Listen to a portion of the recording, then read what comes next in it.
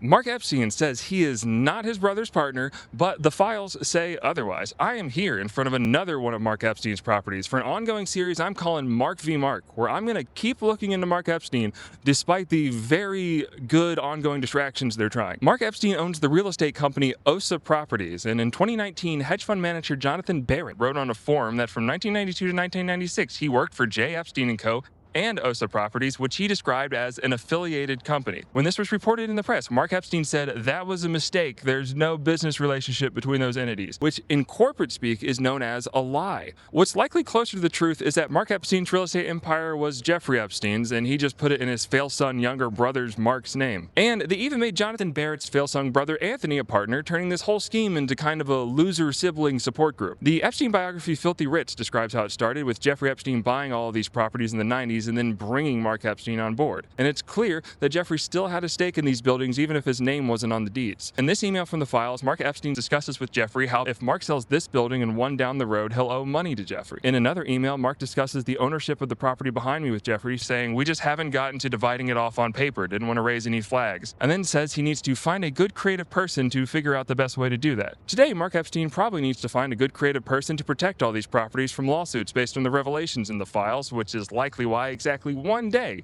before the release of the files, Mark Epstein moved the ownership of this property into a new LLC, and he's been moving around his other properties too, because what's really revealed in the files is that he helped facilitate the trafficking of children, which will be the subject of the next episode of Mark v. Mark. And program note, I'm going to try to do all of this on top of my regular job, so if you want to help support the show, please go on the Patreon and post the script with links and a bunch of other bonus material, and everything will go towards helping me to get a Kevlar vest for when the Epsteins find me.